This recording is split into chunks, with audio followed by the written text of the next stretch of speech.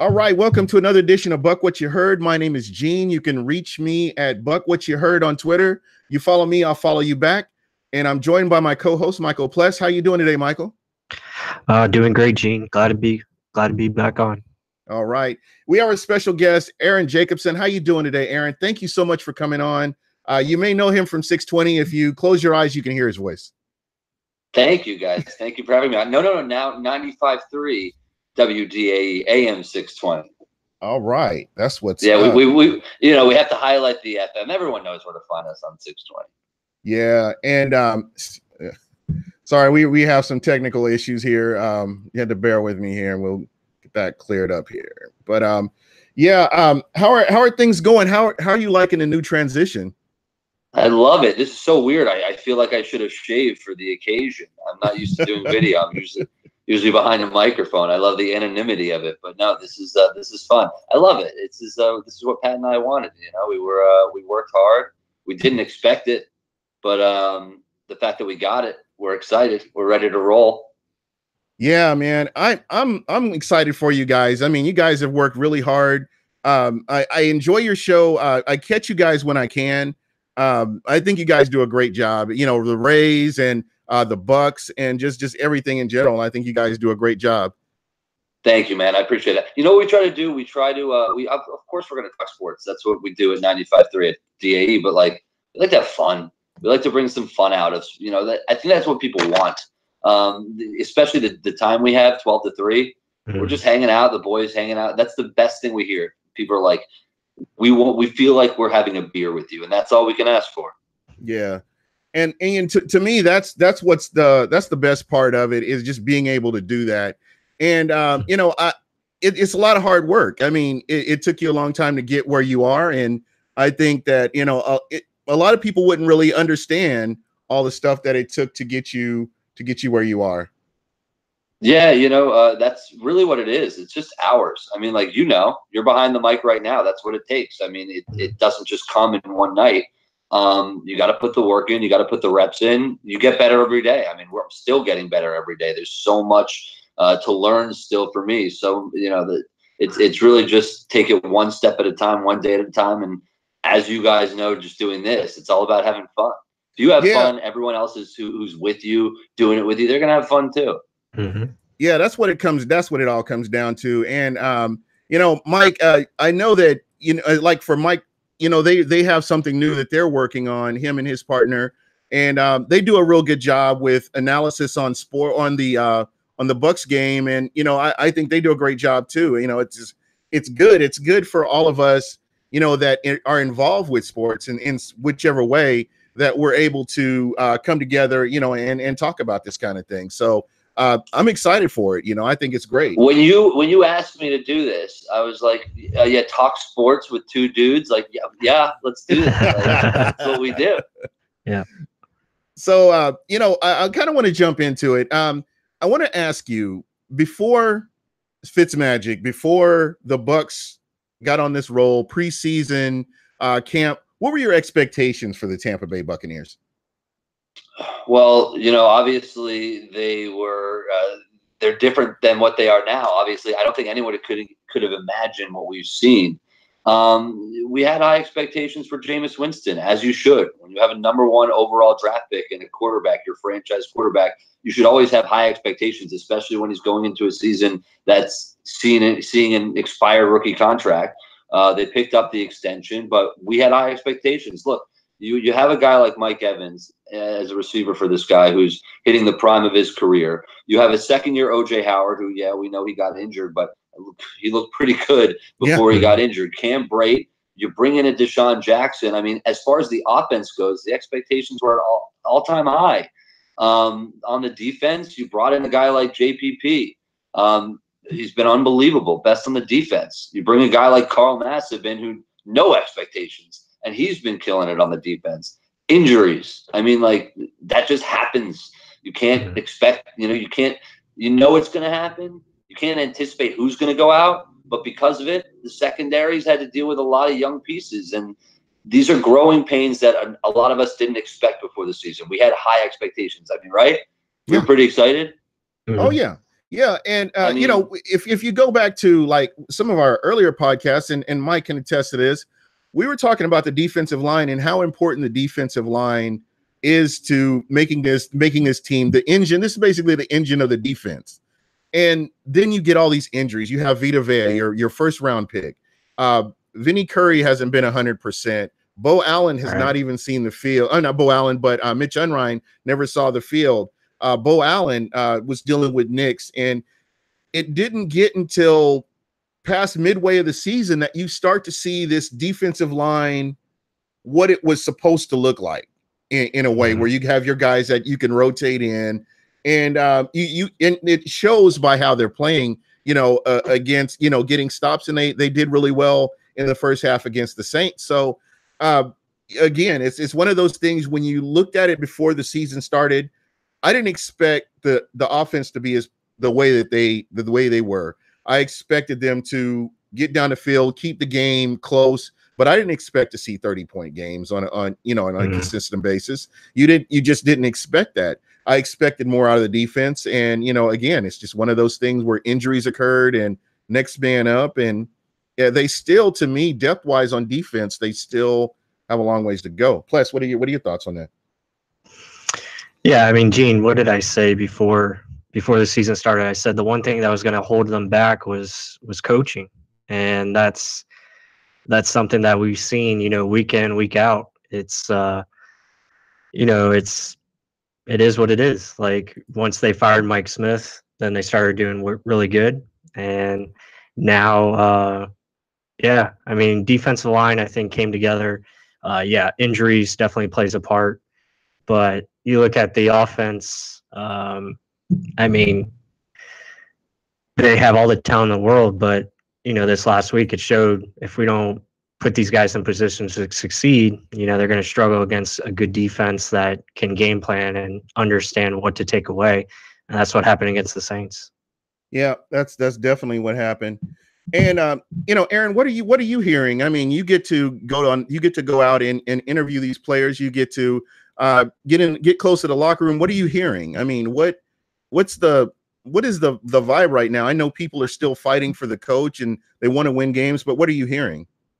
Well, listen, I mean, obviously tensions are flowing here because you saw what happened with Ryan Jensen and Jameis Winston there. You know, tensions are high at an all-time high. This is what happens when there's disarray and the season's going poorly. You're going to have fights, but you're not hearing really anything as far as negativity beyond that. Ryan Jensen came out and said, Jameis and I are fine. That's what you're going to hear from the team. But we have the eye test. You know, we're the fans watching. We can see what's going on. But, you know, you brought up Mike Smith. He was terrible as a coach. And once he was gone, as far as what he was doing at the end, and once he was gone, you know, they've gotten better every week. That was a historically bad defense for the first part of the season. I have never seen anything like that. And it put us behind the 8 ball, but now it's kind of reversed. The offensive line last week against the Saints was historically bad. And you know, it's one thing after another, and nothing's really clicking. And you know what happens when I see one thing going well and then it's not going well, and then the other thing's going well and they're not meshing together at the same time? Coaching. Mm-hmm. Yeah, it's coaching. There's a coaching problem. There's a leadership problem from the top. Absolutely. Is that something where would you be fine? I mean, if let's say the Bucs went out, would you be fine with them getting rid of Dirk Cutter and going a different direction, or how do you fix this? How would you right the ship? I mean, at this point, because we know that they're not. I mean, mathematically they are still in the playoff hunt, but realistically, they're done. Yeah, they're done. Yeah, they're done. All right. Last week, if they would have won, everything had to happen for them to be in good position. And you know what? Everything happened.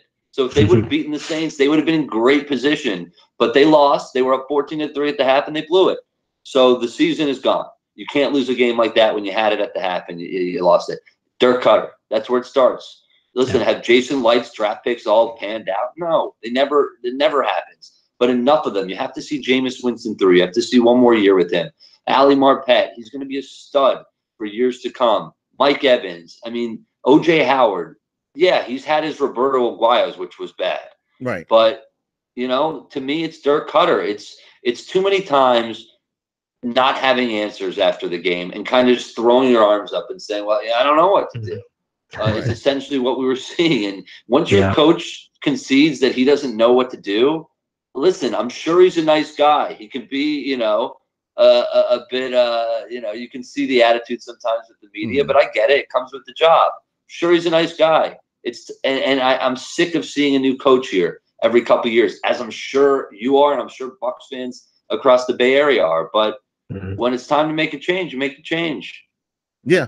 And let me ask you, and I'm going to hit you with one more question here. I'm going to get to Pless. I'll get to your thoughts here in just a minute. If you look back, and I think I talked about this last week. If you look back about the past decade, let's go a decade. Every coach that they've brought in has been a necessity. You look at Raheem Morris. Raheem Morris was about to go to Denver, I believe, and they scooped him up and brought him in as a head coach. It seems like they're not going through the process of confirming, okay, there are other coaches out here that could fit this need as well. They've addressed it with, this is the guy, this is our guy. We got to get him so nobody else gets him. And then you see what happens. Well, then you turn around and you bring in Greg Schiano, and Greg Schiano is a byproduct of Chip Kelly changing his mind at the last minute to actually come in and do that. And I think Pless made an interesting thought. Was it Pless last week about even John Gruden? They wanted Bill Parcells, and that all back. It's just been necessity. They've not gone through the process of looking at interviewing all these head coaches. There have been coaches available. Hey, Bruce Arians, I think, had been available at one time. They're just, and I think that's like a bad example. I think the timing was off where they couldn't have got him. But again, it's just these coaches are brought in under the wrong pretense. And you have to go through the process. Hey, how is this guy going to work with this offense and defense? How are things going to change? How are things going to progress? Do we have a destination where we know we're trying to get to the Super Bowl? Is this the coach that's going to get us there? Because when I look at Dirk Cutter, I just don't see a guy that can get you a win in the playoffs. And I might have missed it. Did you mention that Dirk Cutter, how he got the job? Yeah, same way. And I hadn't got to that, but same way. These are all necessities. These were not well-planned, well-thought-out coaching moves. These are guys that were brought in. Okay, I got to keep him from going, so I got to go ahead and sign him so nobody else can get him. I agree, and I was okay with the Cutter signing at the time because Lovey wasn't getting it done, and Dirk was going to go somewhere else, and I wanted continuity for Jameis. Right, but Dirk was a good coordinator for Jameis. He's not a good head coach for a football team. Right. And now that time has come where you have to go.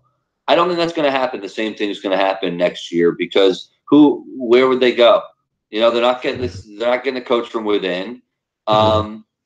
It's tough. I don't know the pool of available coaches. I'd have to look at it, but I would hope the Glazers would, leave it up to Light and the powers that be to really, buckle down and find a coach that's right for this team. It's about time. We haven't had one in a while. Yeah. Pless, what are your thoughts? No, I agree with what Aaron said. I mean, that is the big picture right now. I mean, you got to find a coach that is gonna, come in here and work with this talent because this team is too good. It's a top 10 roster in this league with the proper coaching and direction. This team can be as good as anyone. They have a lot of talented players, and there's no reason for it to be 5-8 right now. And looking outside of the playoffs. I mean, you look at the whole quarterback thing this year, and then offensive line not being addressed. They needed a right guard before this season, and they didn't address it, or at least they tried to. And the rookie class hasn't panned out. You're starting a guard that is probably not even top half of the league as far as guards in the bottom in the NFL. Yeah, he's in the bottom. You're talking about the turnstile, Caleb Beninock, right? Yeah, I mean, you continue to start him, and it's just, but I guess it's like, who else is better than him right now on your roster? Everyone. Yeah, there you go. Everyone is better than him. He's so bad. I'm serious. Caleb Beninock is terrible. Yeah. It's really bad. I mean, I've sit there and I've actually watched him. Somebody's got their block handled, and he comes over and helps him, and his guy goes somewhere else, and I'm just like, are you kidding me? it affects the whole line. Yeah. Everyone else is playing poorly because they're trying to make up for Caleb Beninock's mistakes. It affects everyone.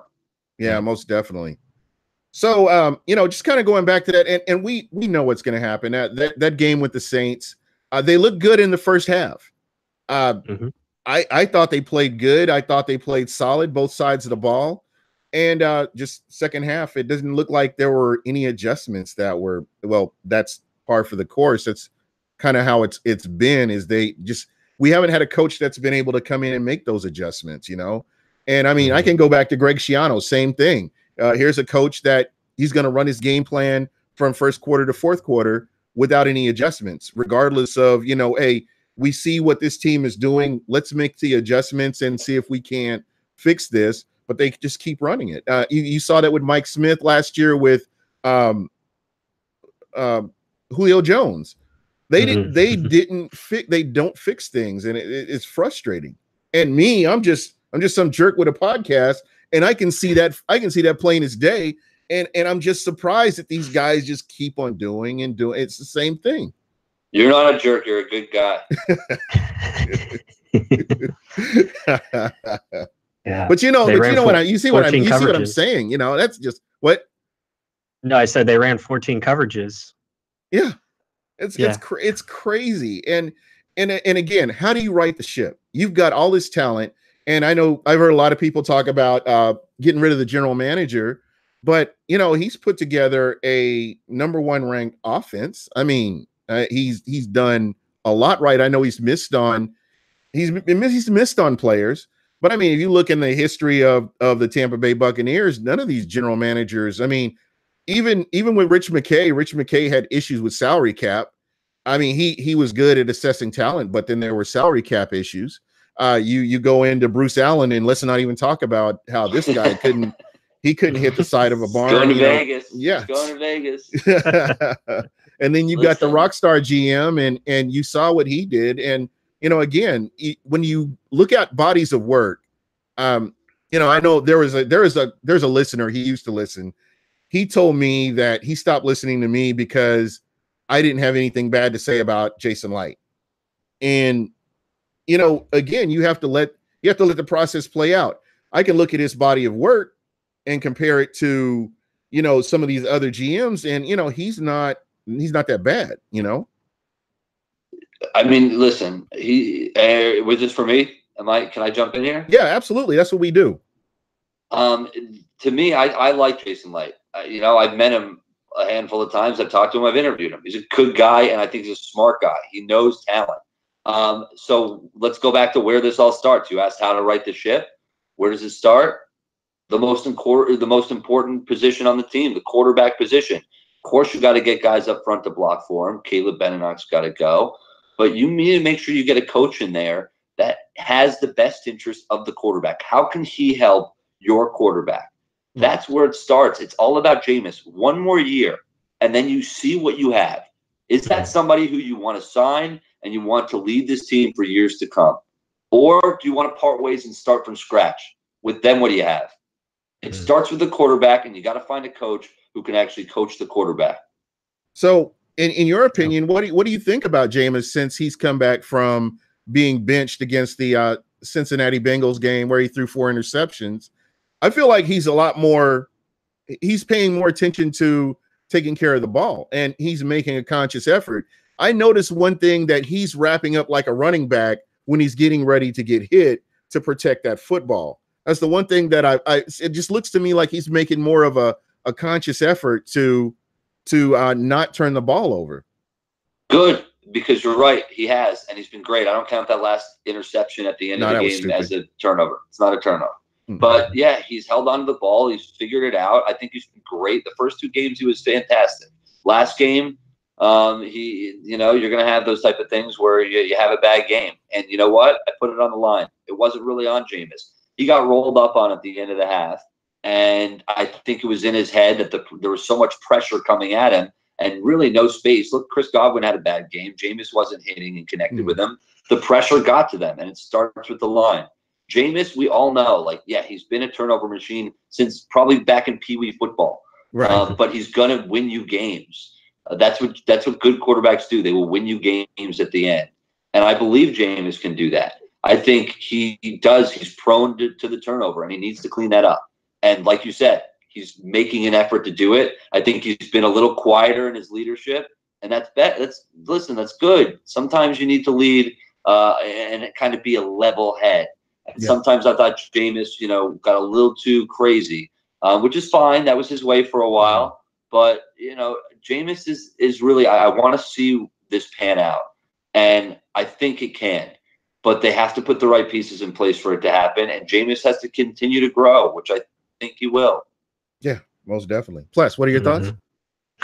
Yeah, Jameis, I think, has played a lot better. I think, he hasn't been perfect, but I think he's done a good job of, like Aaron said, taking care of the ball, making good decisions. I think last game he missed some opportunities, but again, offensive line play was really bad. And then our skill guys just couldn't get any separation. They really struggled to really get open. And Jameis at times just had to hold the ball forever because, nobody was getting open. I mean, there was just nothing there. The Saints did a good job of understanding what routes we were going to run, and they took it away. And then, Jameis running for his life on most plays. And, for him to, make the plays that he did make, I mean, that's hats off to him. And so I think he is definitely, part of the solution. I don't think he's, I don't think you get rid of him. I definitely see them bringing him back for at least one more year. And then, I just want to see him with the right coach. If they can get a right coach in here and a guy that understands how to use Jameis properly, I think we're in good shape. Yeah. People were calling our show earlier this week and saying Jameis Winston didn't know what to do when he escaped the pocket. He couldn't make anything out of nothing. Couldn't make something out of nothing. I said, Jameis was your leading rusher. Yeah. How does that happen? Like, what? You're telling me Jameis had a put. And that segues into the next question I had for you. I go back to 2015. That was the last time to me that the Tampa Bay Buccaneers had a legitimate running attack that actually worked.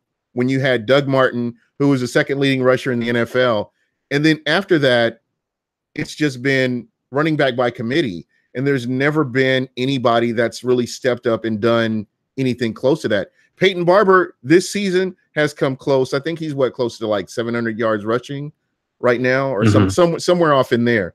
But we haven't seen that consistent running game, and I think that is a piece that's really missing from this offense that would really help Jameis, especially selling the play action pass, which he does a great job with it. But I think that would just be another weapon that could truly help him, is a dynamic running back. It all starts up front. It all starts up front. I think Peyton Barber could be good. He's not an elite rusher or running back because, listen, elite running backs can usually, like Ezekiel Elliott and guys like that, they can make something out of nothing. I like the way Barber runs. He runs hard. This offensive line is not doing him any favors. They don't open up anything for him. So it starts up front. The whole team starts up front. They need to make vast improvements over the offseason, or they're not going to get better. Yeah, he's in the trenches. No matter who's running the ball. Yeah. What are you going to say, Pless? No, I was just going to say, O-line it's become like the top priority. I mean, I think you're looking at probably needing a left tackle. You're probably going to need definitely a right guard and maybe even a right tackle as well. So, you're definitely going to have to reshape it. I think, as far as Donovan Smith goes, I think they could probably bring him back, maybe on a franchise tag for 1 year and see what happens. But, I mean, I would just like to see these guys with a new voice as well. I don't think the O-line coach is very good. I don't think he's putting them in position to be successful as far as what they call run game wise and pass protection, same thing. So it'll be interesting to see what they do there. I mean, that's definitely going to be a priority going forward. Yeah, most definitely. Hey, and just while we're talking about the team, I've heard a lot about the secondary. I thought the secondary in the first half of the game against the Saints and the game before, I thought they did a great job, with play. And I thought that getting pressure on the quarterback from the front four was the start of that. So, getting Levante David back really helped a lot too. but I really like what the secondary has done with, with the players that they've had to work with. Yeah, no, this is and like we said, injuries. I mean, young guys have got injured. Other young guys have stepped up. Guys on the practice squad have stepped in and grabbed 3 interceptions and had the day of his life. This is the type of year it's been. Like I said earlier, you're going to battle injuries and you're going to have to plug and place guys in there. And I think since Mike Smith is gone, I think they've done a really good job at coming together. And that's all we can ask for now. I mean, like when you're out of the playoff hunt, which I like you said, they're not technically out, but we assume they're not going to make the playoffs. It's about what do you have? What do you have and what do you have to improve on? And you've got some young pieces that we hope, pan out from the draft. Some of them are injured now where you're just going to have to wait till next year. But the guys that are here, the guys that are playing, you got to see what you have and you got to see what can work for next year. And if not, you got to go find some people in, in free agency or in the draft. Yeah. We're talking about the rookie players. What are your thoughts on Vita Vea? What have you thought about him since he's come back from injury and been out there and been able to play? I think the treatment of Vita Vea has been unfair. This is a guy that's been battling injuries in his rookie season. I mean, can we give the guy a break? Sometimes we can, and I can do this too. I'm guilty of this as well. We can be harsh as Bay Area fans. Vita Vea has been really good the last couple of weeks. He's stuffing the run. He's getting pressure on the quarterback. He's getting, this is what we thought we would get with Vita Vea, and you can't expect rookies to come in there and dominate in the NFL. This is a whole different ball game from college football. So you got to give them time to adjust. You got to kind of put it into perspective and remember how old these guys are and how much experience they have in the league. And we're seeing some good things out of Vita Vea at this point. I like him right now. Yeah. I jump on there too. I've been real happy with him. I noticed that he's crushing the pocket. I mean, he's pushing that center back into the quarterback. I saw that a lot with Cam Newton, and the center was in his lap a few times, and that's what I've consistently seen from him. After he came back from injury, he's starting to get the speed of the game a little bit more, and I'm excited to see what he could possibly do next year. And he's in the backfield. I mean, that's what you said. I mean, he's constantly pushing. He's in the backfield. And that's what you want to see. I mean, you're right. A second-year Vita Vea with this line, I mean, with the pass rush hopefully continuing, to thrive. That's what we've been waiting to see, right? As Bucs fans, like, how long has it been since we've actually seen pressure in the backfield? And we've seen it constantly the last couple of weeks. And I'll tell you what, it's pretty damn refreshing. Can I say damn? Yeah, absolutely. yeah, absolutely. And you got JPP, and when you were talking about this line, JPP came as build. I mean, he's the way he's been playing, just consistently throughout the season. I'm happy that he was that double-digit sack leader, that sack guy that we haven't seen since Simeon Rice. I was real happy to see what he did. And again, hats off to Jason Light. When you get you give up a third-round pick for a guy that comes in and gives you double-digit sacks. I mean, you can't ask for anything more. Pretty impressive. And I got to say, I wasn't a believer. Didn't like the move. It's a guy who's done it all. He's won the Super Bowls. Yeah. You expect a guy like that to come in and you're thinking, well, how much does he have left and how much is he going to give? Is he going to come and just take the contract, take the money and enjoy his time back home and in South Florida, where he went to college, at USF. And clearly I was wrong. He skipped, I forgot what training sessions at the beginning, something that wasn't required. I forget what it was, but I was like, there you go. I told Pat, there you go. From our show, I said, Pat, he doesn't care. He's done. Doesn't care. Doesn't want to be here. Boy, was I wrong. I mean, he's been the lifeline. He's been everything. He's been the heartbeat. So I'm happy to say I was very wrong. Yeah, we all have that moment, and I had the Kendall Beckwith apology tour last year because I was pissed when he was drafted, and then when he came in and played when he was healthy, and he's played great, and he's another player that I'm really looking forward to seeing next year. Here's a guy that he came in and he has so many intangibles, and he really stepped up his game to the NFL level. So, we are, for the Bucs to be where they are, missing as many players as they are, it's kind of exciting when you think about it. If they kept I don't know how they would do as far as keeping the defense together, but when you have a Kendall Beckwith, you have Levante David and Quan Alexander. If you can get all three of those guys on the field at the same time with that pass rush, and you're looking at Jordan Whitehead, who's he's been playing well. Justin Evans was playing well until he got injured, and who knows what Vernon Hargraves is going to do when he comes back. If I'm not sure how that whole situation is going to play out, but a lot of players that are injured. Noah Spence. Yeah. He never panned out. I mean, imagine if he got going. Yeah, exactly. Yeah. And I have questions about that. Did he forget to how to play football, or I'm not sure what happened, how that whole situation played out, and why you're not he had some plays where they put him in, and you just haven't seen anything from him. So I don't know. There's just players out there that the Bucs have, and we look at what this team is right now. The majority of these guys are injured. I mean, you don't have OJ Howard at your disposal. You look at the safety position, and they're real thin at safety, and just a lot of players injured. So I don't know. It's something to look forward to next year, I guess. Pless? No, I agree. I think the talent on this roster is it's young, and then you have a bright future ahead. If again, it just comes down to getting the right coach. I think if this team has the right direction and leadership, really that's all they're missing right now. I think they have everything you want in place. Shore up a couple areas here and there. Offensive line and maybe secondary depth. I think you're looking good to go. It's just about putting the right schemes in place and having these guys all on the same page. You look at what the defense has done since Mike Smith left. I mean, it's night and day. Yeah. How much of a difference it makes when guys know what their job is and know how to, go out there and play fast. And that's what they're doing. Now, if you can just get the offense to where it's more consistent, overall, as far as scoring points, then you got something brewing.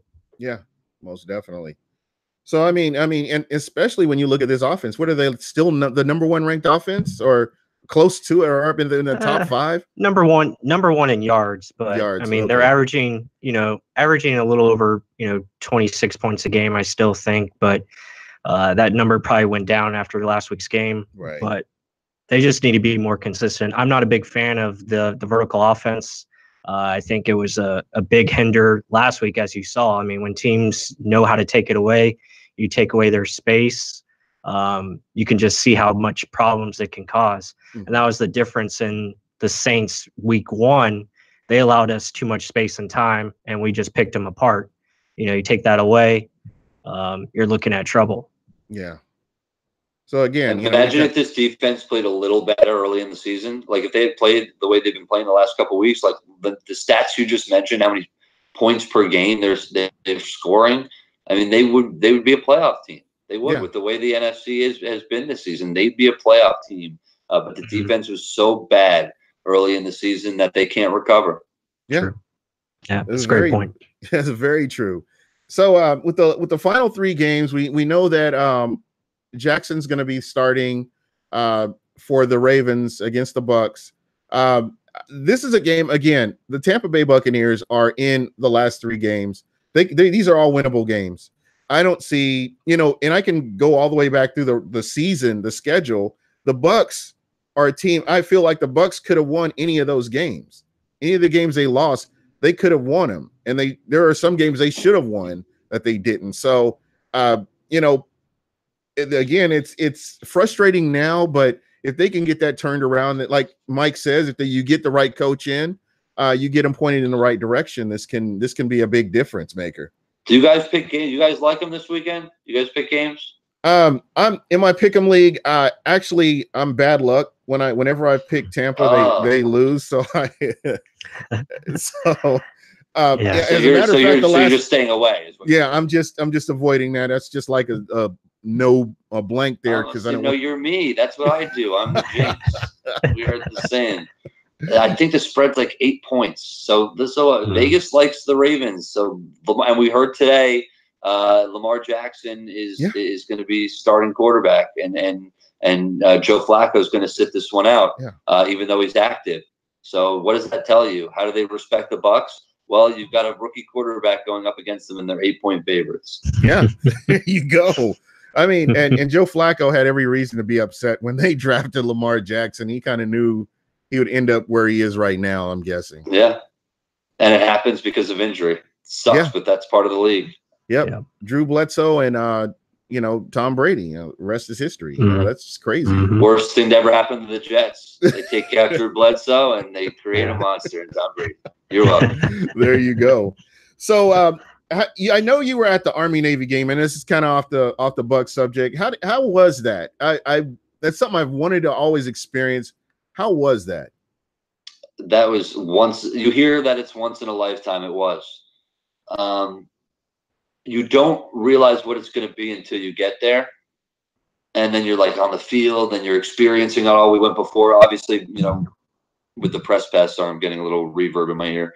Every time we went on the field because of the press pass, it was surreal. Obviously, we've done the Bucs games. You go on the field and it's kind of the norm.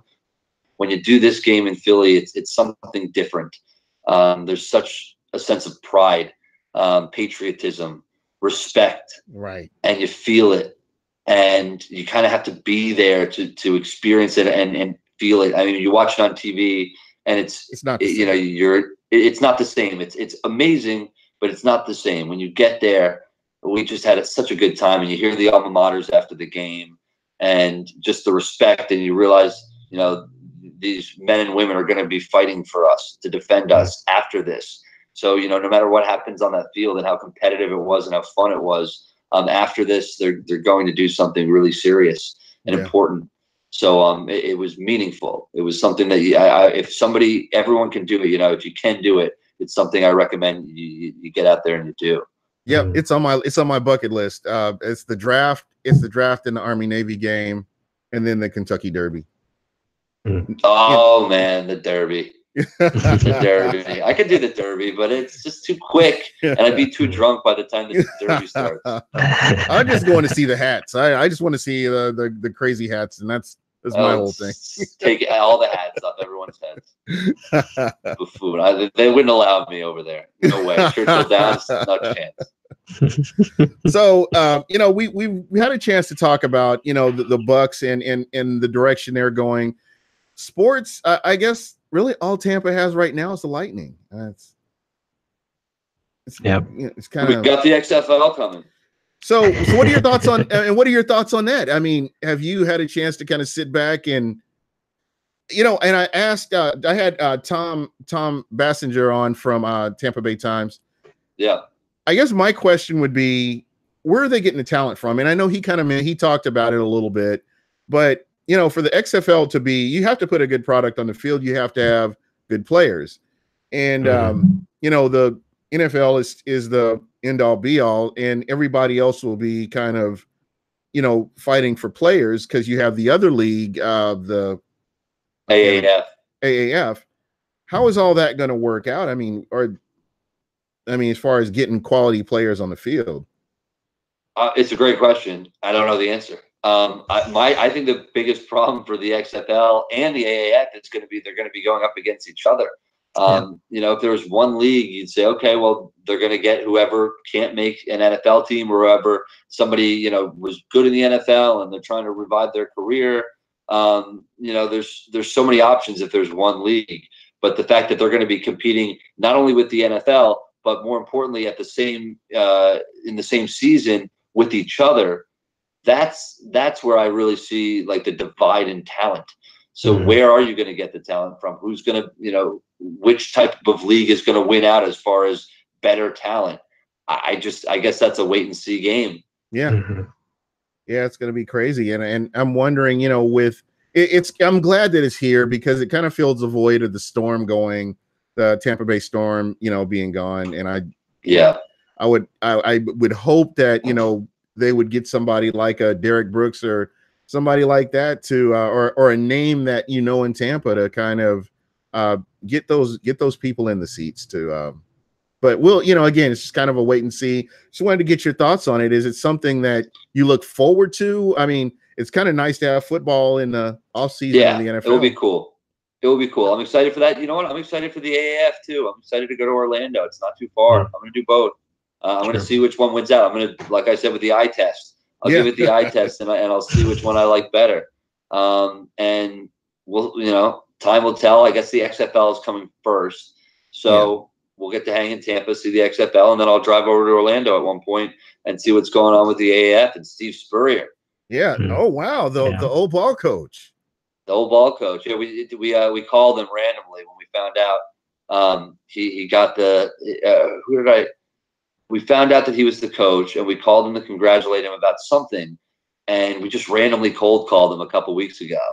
And he had no idea who we were. We answered live on the air. We said, "Coach, congratulations." He said, "Who is this?" It's Pat and Aaron. It's the Goon Squad. Who else do you think it is? That's right. Yep, I rock my Goon Squad shirt religiously. So there's that. So, Guy, what is the next big plans? I mean, what do you guys have in store? Moving forward, for the show. I saw the graffiti on the wall, the Goon Squad graffiti there. Yeah, we tagged the lounge at iHeart. They weren't too happy about it. That was our first thank you for giving us a show. This is what you get. That's exactly right. It's one day at a time. It's fun. It's we enjoyed doing it on the weekends. So who's the creative genius out of you and Pat? The thing about Pat and I is it's so weird.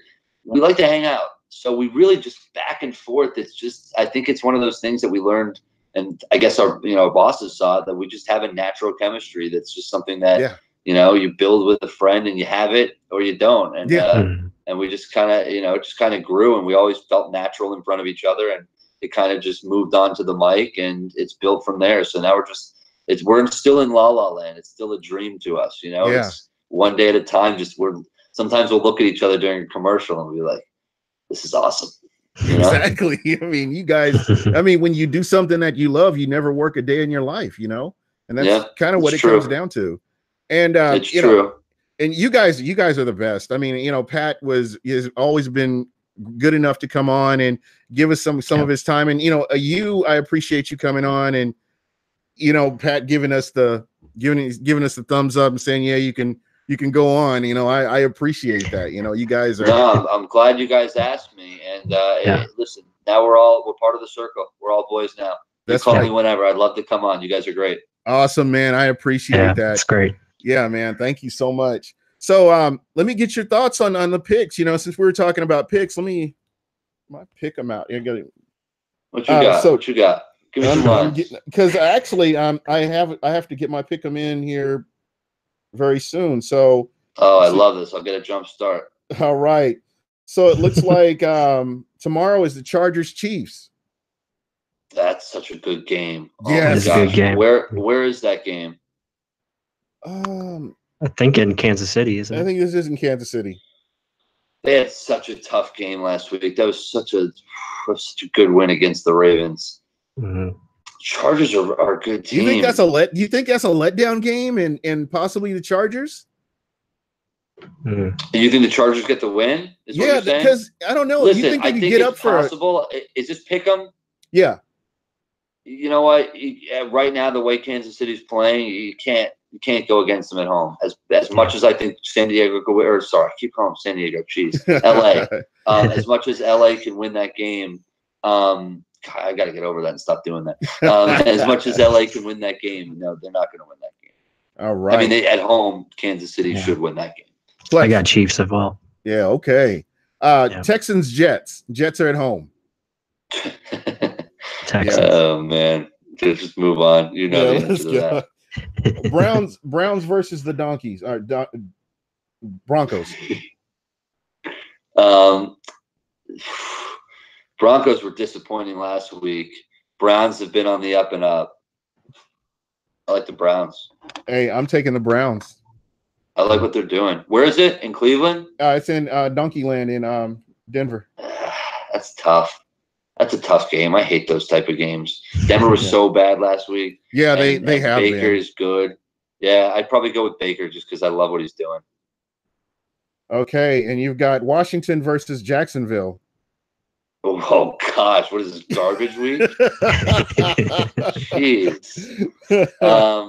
I mean, Josh Johnson, is that who's playing quarterback for Washington? That's correct. I don't know. Josh Freeman, Josh Johnson. Mark Sanchez just got benched and ousted from football for all of eternity. Do I have to pick this game? Jacksonville? Where is it? It's going to be in Jacksonville. Yeah, just do that one. Let's go with the home team. Game. That's a good pick. I will Pless, not what are your watch any thoughts? of that game. You on board? Yeah, that's a good pick. Jacksonville? Pick Jacksonville. All right. Yeah. You go with the home team when they're two terrible teams. Or a Thursday night game. Okay, so the next game is Cincinnati and the Raiders. Boy. I'm taking Cincinnati. Games, I'm going to be safe. They're at home. Okay, you're going with Driscoll over Gruden high-fiving everyone? Yep, I have to. Okay. All right. I got the Raiders. You got the Raiders? Yep. All right. The Atlanta Falcons and the Cardinals. Boy, jeez. I know, right? Me? Is there any tomorrow's game is the best game? Oh my god. Oh boy, Cardinals are bad. No, not the Cardinals. Okay, so we're looking at the Atlanta Falcons. Ugh, and they're bad too. Jeez, man. Yeah. Last time I picked them, they got washed. Yeah. Ooh. And the Cardinals beat beat Green Bay in Green Bay. So there's that. Cardinals win. Oh, good call. Look at you, man. That's an upset special right there. All right, Titans and Giants. Saquon Barkley. Yeah, the Giants have looked a lot better. I'll give them that. They certainly looked a lot better than I thought they were. Yeah. That's a tough game. Tennessee's so inconsistent, right? Yeah, they are. Yeah, that's very up and down. Consistent team. It's in Tennessee. It's in New York. No Odell, right? I think he is. That's correct. He's out. He's out again. Yep. But I like what the Giants are doing. Yeah. I like what they're doing. That's a tough game, as are all of these. Yep. I'm going to take the Giants. Saquon Barkley, until they can shut that guy down, and oh my goodness. Yep. I got the Giants as well. He's figured it out. Okay. I'd say I was going to save my money this weekend, but that would be a dirty lie. Okay, here's a better game. Okay, I'm lying. It's not really. The Miami Dolphins and Minnesota Vikings. Man. Minnesota's been really disappointing. Miami's miracle. Kirk, not my Cousins. Yeah, where is that game? That's going to be in Minnesota. Yeah, go Minnesota. Yep. Okay, Dallas and the Colts. Dallas. I love what the Colts are doing right now, but Dallas, they're on a tear. Yep. Well, we don't even want to talk about this game. Let's see. What is this? The Chicago Bears and Green Bay Packers. That's not. We can go ahead and pass that one. And the Bucs game, the Baltimore Ravens versus the Bucs. I thought you were Jinx. I am a Jinx. I already got Baltimore. I already got the beat. I already got Baltimore. So hopefully the Bucs will win because I'm picking the opposite team. Yeah, I'm going with Baltimore. I got Ravens as well. Action Jackson. There you go. The Detroit Lions and Buffalo Bills. I got Buffalo on this one. They're at home. Really? They're at home. Somebody's going through a table. Yeah. Do it. All right. 49ers and the Seahawks. I love Seattle. Seattle's been impressive, man. Yeah. All right. The Squealers and the Patriots. Steelers screwed themselves. They put themselves in a tough position. At home. Patriots coming off a tough loss. Belichick. Oh, yeah. Brady. Yeah. That's going to be ugly. Patriots. All right, Rams, Eagles. Well, Rams. There you go. Coming off an L to the Bears, Rams. Exactly. Yeah. The Eagles are in trouble. That's another home game. And the Monday night game, we have the Saints versus the Panthers. NFC South matchup. Panthers have been really disappointing. They're done. Yeah. Saints kill them. Yeah. Yep. And maybe not kill them because McCaffrey's a freak, but the thing is, it's a division game. I don't know. I've got maybe not kill him. Kill him was aggressive, but McCaffrey's really good. But they'll win. Yeah, it's crazy. Is he going to get that 1,000? Dude, that's another one I missed on. I was like, he's not going to be able to hold up in the NFL. Like, no. Okay? I know. He's gotten better. I don't know. He's really good. He's incredible. It's just crazy. But unfortunately, there's just nobody around him. I mean, you don't have any wide receivers around him. I guess Devin Funchess, I don't know. No, that's a tight end. Yeah. Maybe they could get Kelvin Benjamin back. Well, no, he's with Kansas City now. Who's the other kid they have? Samuels? I like him. Yeah. Curry Samuels. Yeah, I like him. Yep. Good speed guy. Yeah, there you go. So that's pretty much all I had. I'm glad. Thank you for helping me make my picks. I'm good now because last week I forgot my Monday night. I forgot the Thursday night pick and didn't do fool, it. I just lost you everything. Why would you listen to me? Watch me be in first place at the end of this week. I hope so. All right. Well, thank you so much. And can callers call in to your show on the weekends? Not in the weekend. Yeah, they can, but we won't be there. Oh, that's right. During the week you can, 12 to 3. 12 to 3.